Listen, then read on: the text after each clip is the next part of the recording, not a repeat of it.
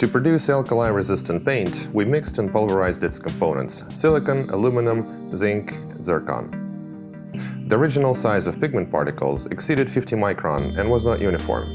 Our objective was to process 500 grams of the mixture to 10 micron particle size with uniform size distribution. In the pulverization process, we used 400 grams of dipole ferromagnetic elements made of SH15 steel. The process took 30 minutes at the temperature of 90 to 100 degrees centigrade. The color of the mix changed due to particle pulverization from bright red to pale pink.